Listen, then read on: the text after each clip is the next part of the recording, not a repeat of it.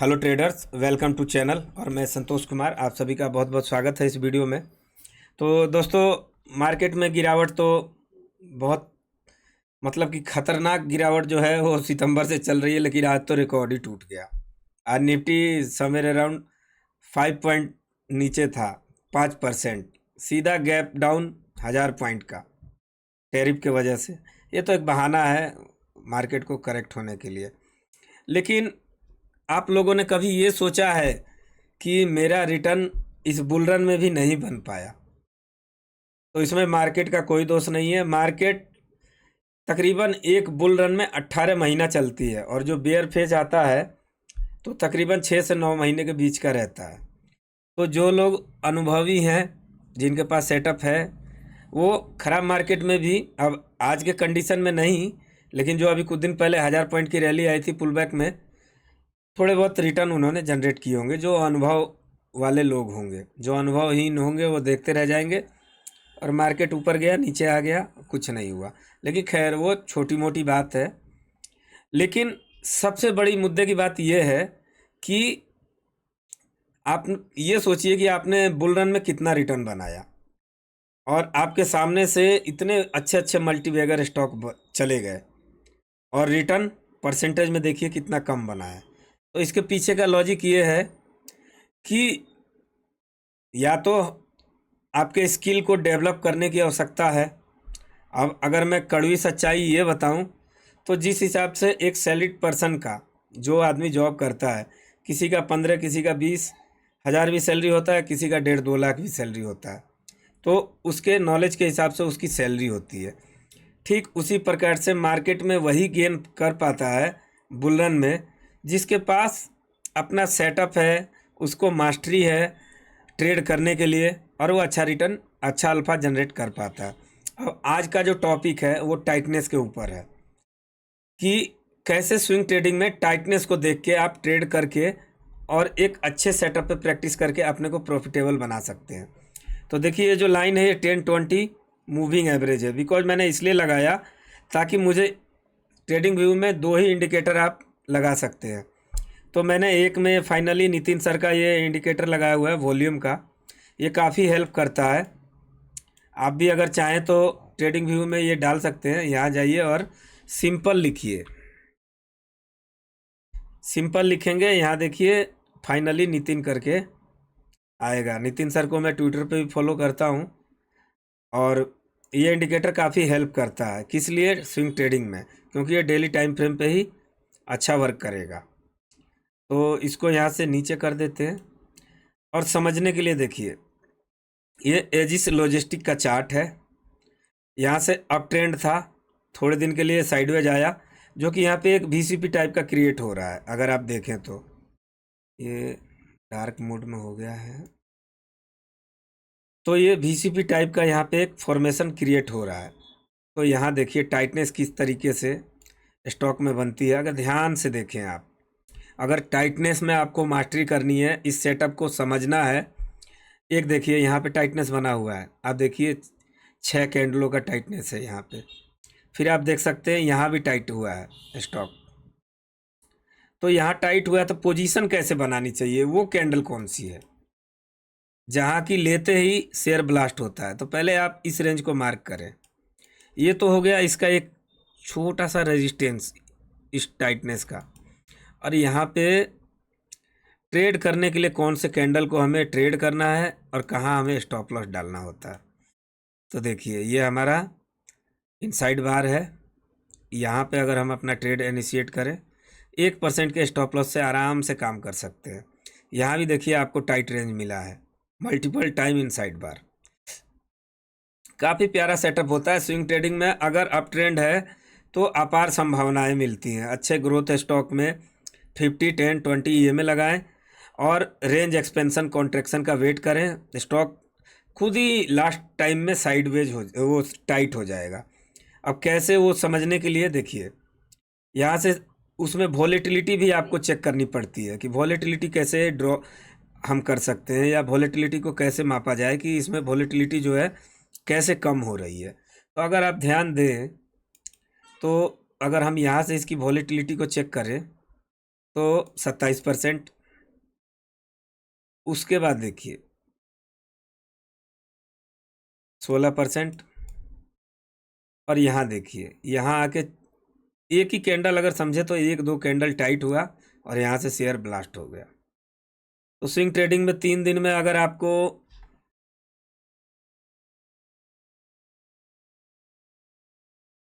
20% का रिटर्न मिल रहा है तो क्या खराब है, आप ही बताइए। फिर देखिए यहाँ रेंज एक्सपेंस हुआ, यहाँ पे सेकआउट किया।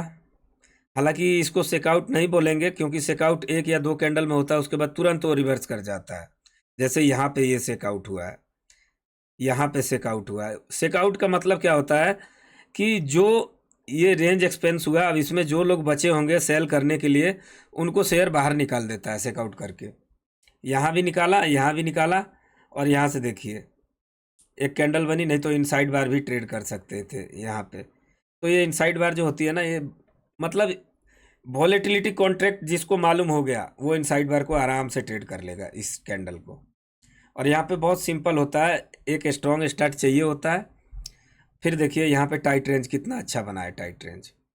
और हमारा अगर यहाँ पे किस कैंडल से हमें ट्रेड प्लान करना चाहिए तो ये है हमारा पंच बार, जिसे मैं बोलता हूँ पंच बार। यहाँ पे वॉल्यूम भी अच्छा हुआ होगा इस कैंडल के पास। देखिए यहाँ वॉल्यूम ड्राई है। टाइटनेस का मतलब भी यही होता है कि जब टाइटनेस होगा, जैसे ये रेंज एक्सपेंस हुआ, टाइटनेस होगा, तो देखिए इस कैंडल पे वॉल्यूम अच्छा आया है। उसके बाद से इसमें से सारे सेलर एग्जिट हो जाएंगे, वॉल्यूम ड्राई है, यानी कि इसमें जो बेच रहा है वो वीक हैंड निकल रहे हैं और स्ट्रॉन्ग हैंड बने हुए, और ये ब्लास्ट हुआ। अभी देखिए इसमें फिर आपको कई जगहों पे टाइटनेस मिलेगी। अब एक जगह अजीज लॉजिस्टिक जो अभी हाल फिलहाल में इसने बहुत लोगों को अच्छा रिटर्न बनाया 2 दिन में ही, और बहुत लोगों का ट्रेड भी बेकार कर दिया, क्योंकि लोग ये सोच रहे थे कि भाई ऑल टाइम हाई के पास है तो ये ब्रेकआउट करके ऊपर जाएगा, और यहाँ जाके ये रिजेक्ट हुआ और यहाँ से डाउन आ गया। अब यहाँ पे अगर टाइटनेस आप देखें, ध्यान से देखिए, सारा खेल रेंज एक्सपेंशन कॉन्ट्रैक्शन और वॉलेटिलिटी कॉन्ट्रैक्शन का है। अगर इस जोन को हम मापे तो 33%। यहाँ अगर आप देख रहे हैं तो ये देखिए वॉलेटिलिटी कितनी कॉन्ट्रैक्ट हो गई, 12% कम है। और तीसरी बार में देखिए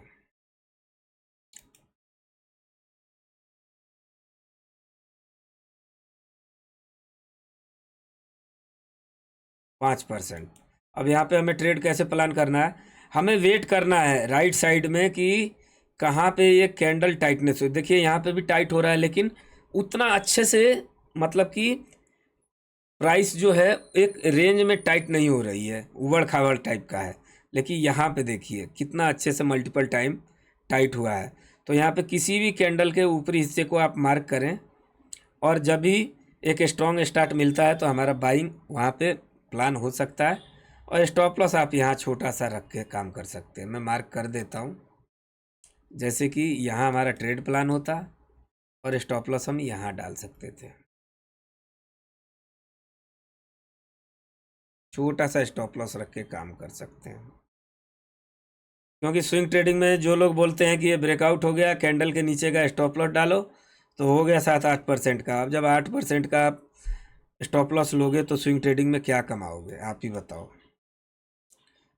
अभी हाल फिलहाल में JSW में भी एक पैटर्न बना था, JSW इंफ्रा में, बट मार्केट का कंडीशन अच्छा नहीं है, तो भाई स्टॉक मार्केट से सर्वोपरि नहीं है इस बेयर फेस में, वो भी नहीं चलेंगे। काफ़ी अच्छा टाइटनेस दिखाया था यहाँ पे, अगर आप देखें तो ये 3-4 कैंडलें काफ़ी अच्छी टाइटनेस थी। यहाँ पे हमारा जो है, अगर हम ट्रेड प्लान करते 20-10 के ऊपर है, 50 के भी ऊपर होगा ये।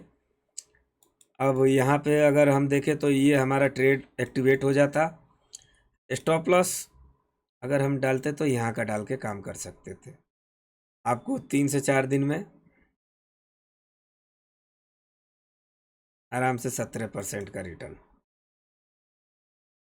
और भी जगह ढूंढते हैं टाइटनेस, जैसे एक लो चिट सेटअप अगर मैं आपको समझाऊं, काफ़ी सेटअप होते हैं। लो चिट सेटअप है, चिट सेटअप है, टाइटनेस है, VCP है, फ्लैग पैटर्न है, बुलिश फ्लैग पैटर्न है। इस टाइप के 8-9 सेटअप होते हैं, लेकिन 1-2 पे भी आपने मास्टरी कर ली तो आपके सेटअप अपने आप बढ़ते जाएंगे। क्योंकि स्विंग ट्रेडिंग में सबसे बड़ी चीज़ क्या है? स्विंग ट्रेडिंग में सबसे बड़ी चीज़ है रेंज एक्सपेंशन एंड कॉन्ट्रैक्शन। अगर आपने ये सीख लिया कि रेंज कहाँ से एक्सपेंस हो रहा है और कहाँ पे वॉलेटिलिटी कॉन्ट्रैक्ट हो रही है, तो आपको सारा माजरा पता चल जाएगा। यहाँ देखिए टाइटनेस, ये आपको दिखा 20 के ऊपर है, यहाँ से आपका ट्रेड एक्टिवेट हो जाता। और अगर आप ट्रेंड फॉलोअर हैं तो कितने अच्छे ट्रेंड को आप कैप्चर करते। डेली टाइम फ्रेम पे देखिए, यहाँ देखिए कितना अच्छा पैटर्न बना है। ये लो चिट सेटअप है, ध्यान से देखिए। इसमें क्या होता है ना, लो चिट सेटअप में एक बार आपको चेकआउट तो मिलना ही चाहिए। ये देखिए यहाँ पे चेकआउट भी हुआ है, मिनी चेकआउट है एक हल्का सा, वो अगर आप ध्यान देंगे तो ही पता चलेगा। यहाँ देखिए मिनी चेकआउट हुआ है, थोड़ी देर के लिए कैंडल नीचे गई है, वीक हैंड इसमें से एग्जिट हुए। तो हमारा ट्रेड कहाँ पे प्लान होता है? ट्रेड हमारा इस जगह पे प्लान होता है। ये जो हमारा टाइटनेस है यहाँ पर एकदम छोटा सा स्टॉप लॉस, और आप देखिए आपको कितना परसेंट कम से कम दिन में यहाँ आपने 46% कमाया, 21 बार और 30 डेज में। रुका ही नहीं है शेयर, एकदम अनस्टॉपेबल चला है। तो स्विंग ट्रेडिंग में ऐसे ही काम होता है। एक बार जब रेंज एक्सपेंस हो जाता है तो कॉन्ट्रैक्शन का वेट करना चाहिए, वॉलेटिलिटी कॉन्ट्रैक्ट होगी और उसके बाद ही वहाँ पे कोई सेटअप बनेगा। अब वो सेटअप किस हिसाब से होगा? यहाँ देखिए टाइटनेस है, अगर यहाँ ट्रेड करते तो ये थोड़ा सा मतलब कि उतना टाइट नहीं हुआ, लेकिन यहाँ भी हमारा ट्रेड प्लान हो सकता था। उसके बाद देखिए यहाँ पे 4 कैंडल टाइट हुई, यहाँ भी एक ट्रेड प्लान हो सकता था, यहाँ भी। उसके बाद ये ट्रेड, ये जो शेयर है डाउन फेज में आ गया, क्योंकि ये इसका स्टेज 3 का लास्ट टाइम था और ये क्लाइमेक्स टॉप था। यहाँ से ये शेयर खराब हो चुका है। अब ये भी इसमें देखने वाली चीज़ होती है दोस्तों कि कोई स्टॉक खराब क्यों होता है और किस जगह पे जाके होता है। एक्चुअली देखिए, जब अगर वीकली टाइम फ्रेम पे आप किसी शेयर को अगर देखेंगे ध्यान से, तो जब वो 60 से 70% अपने ब्रेकआउट जोन से ऊपर जा चुका होता है तो वो खतरे के जोन में आ जाता है। देखिए क्लाइमेक्स टॉप बना है। ये पहचानना सबको आसान नहीं होता है, लेकिन इसे पहचानने की एक सिंपल सी विधि है, वो भी समझ लीजिए। यहाँ देखिए काफ़ी बड़े कंसोलिडेशन का ब्रेकआउट किया था जेबीएम ने। यहाँ से रिटर्न इसका जो पहली बार में बना था कितना परसेंट था? 60%। उसके बाद शेयर डाउन फेज में चला गया और यहाँ से देखिए इसने क्या रिटर्न बना के दिया, 66%। उसके बाद शेयर खराब।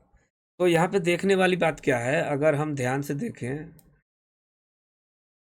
तो हमारा पहला ये जो है पहला लेग, इसके बाद दूसरा लेग और तीसरा लेग, उसके बाद शेयर खराब। इसीलिए किसी भी शेयर को ब्रेकआउट जोन से 3 लेग, 4 लेग या 5 लेग, इसके बीच में हमेशा काउंटिंग करनी चाहिए कि भाई ये चल कितना गया है। काफ़ी लोग क्या करते हैं, जब शेयर बहुत ज़्यादा ओवर वैल्यूड हो जाता है, बहुत ज़्यादा उसने रिटर्न दे दिया होता है, जब वो करेक्शन फेज में आएगा तब उन लोगों की ध्यान उस पर जाता है, जब तक बड़े प्लेयर इसमें से एग्जिट मार चुके होते हैं या फिर मारने के कगार पे होते हैं एग्जिट, और तब वहाँ रिटेलर को माल चेप के वो निकल जाते हैं।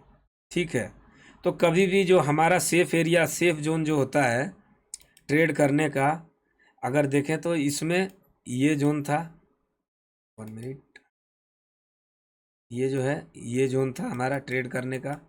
दूसरा, अगर इसमें हम देखें कि ट्रेड करने के लिए हमें कहाँ अपॉर्चुनिटी मिलती, तो ये जोन था,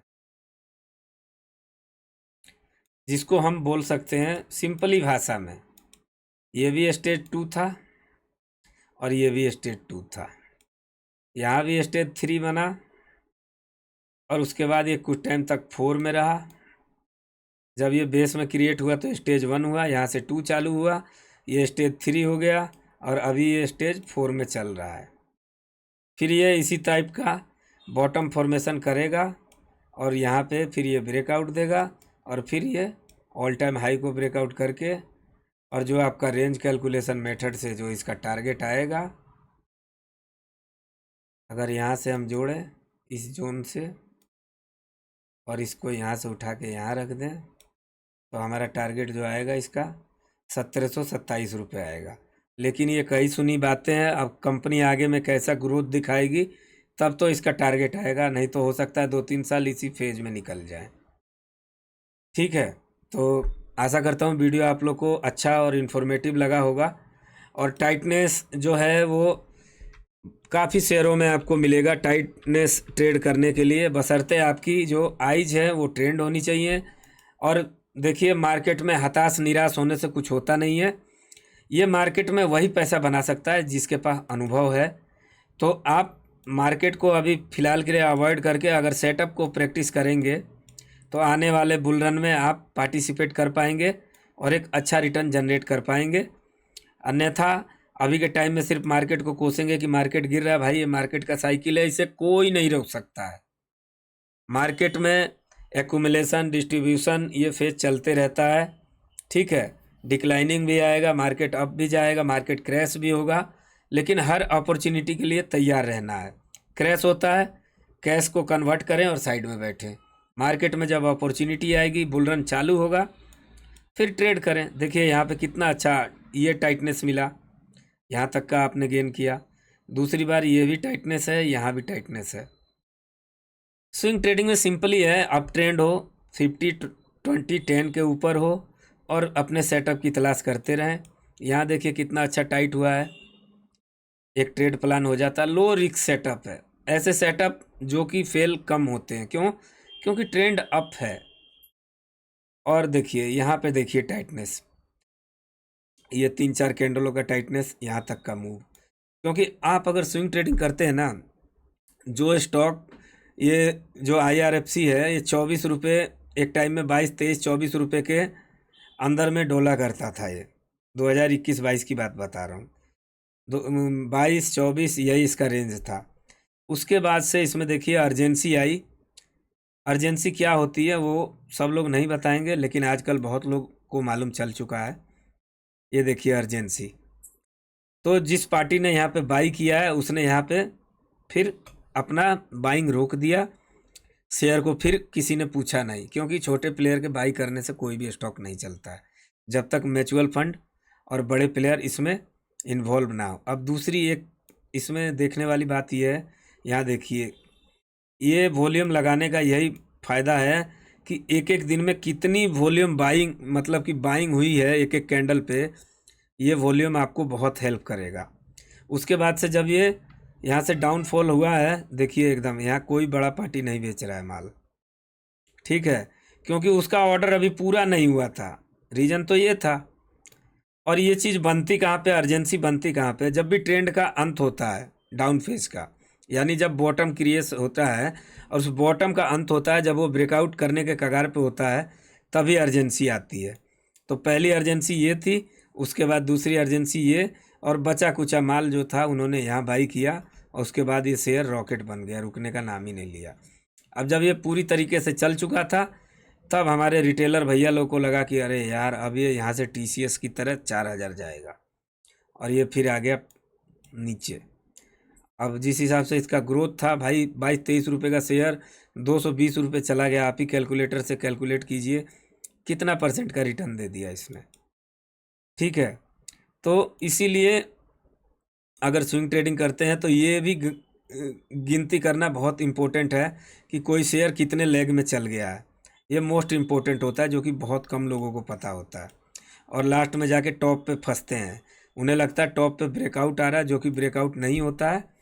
ये देखिए पहला बेस, बेस के ऊपर बेस, यहाँ एक बेस और लास्ट एक बेस, यहाँ पे एक मिनी बेस बनाया, उसके बाद शेयर ख़राब हो गया। यानी अगर कोई शेयर ज़्यादा से ज़्यादा चलेगा तो 5 बेस बनाने के बाद, यानी कि 3 तो उसका बनना ही बनना है। 3 में 50-60% का रिटर्न वो दे देता है। उसके ऊपर अगर उसमें थोड़ी बहुत फ्यूल बाकी है तो चौथे 5वें लेग तक जाते जाते वो दम तोड़ देगा। तो ये चीज़ कोई नहीं बताएगा, और यहाँ पे जाने के बाद ट्रैप हो जाते हैं। क्योंकि देखिए, जब स्टॉक चल रहा था अच्छे से, मतलब कि इसमें जब बायर की इंटरेस्ट जो थी वो ज़्यादा थी, तो शेयर हमेशा टाइट होके चल रहा था, ज़्यादा दिन तक नीचे नहीं आ रहा था। अगर थोड़ा बहुत करेक्शन भी आ रहा था तो वो एक रेंज में आ रहा था 10 से 12% का। लेकिन धीरे धीरे इसकी वॉलेटिलिटी बढ़ने लगी। तो ये क्या संकेत होता है? ये संकेत होता है कि अब यहाँ सतर्क हो जाएं, ये कभी भी नीचे का मोड़ कर सकता है। और ये क्लाइमेक्स टॉप यहाँ पे बन चुका है, जो कि आप विलियम ओनील की बुक पढ़ेंगे तो उसमें आपको मिलेगा। इसलिए अच्छी अच्छी किताबें जो ट्रेडिंग रिलेटेड हैं पढ़ें, सेटअप पे प्रैक्टिस करें। मार्केट कहीं से भी गलत नहीं है। अगर स्टॉप लॉस भी होता है वो आप ही के कारण होता है, प्रॉफिट भी होता है तो वो आप ही के कारण होता है। मार्केट के सेंटीमेंट को समझें, प्रॉपर प्लानिंग के तहत ट्रेड करें और प्रॉफिटेबल बने। और हाँ दोस्तों, अगर आप मार्केट में हार मान रहे हैं तो ये जाहिर सी बात है, 3 4 5 साल स्ट्रगल करना ही पड़ता है। लेकिन अगर आप अपने सेटअप पे फोकस करेंगे, सिर्फ एक सेटअप पे फोकस करेंगे, तो आपको ज़रूर सफलता मिलेगी। चाहे रेंज एक्सपेंशन कॉन्ट्रैक्शन, अब देखिए यहाँ पे ये रेंज एक्सपेंस हुआ, टाइटनेस आया, ब्लास्ट। रेंज एक्सपेंस हुआ, राइट साइड में टाइटनेस आया, ब्लास्ट। यहाँ पे रेंज एक्सपेंस था, ये टाइटनेस आया, ब्लास्ट। इस तरीके से सिंपल सी स्ट्रेटजी है, 10 20 और 50 EMA को लगाएं और बस। बाकी अगर कमेंट में कुछ और रिलेटेड वीडियो पूछना हो तो आप पूछ सकते हैं। Thank you so much. जय हिंद, जय भारत, वंदे मातरम दोस्तों।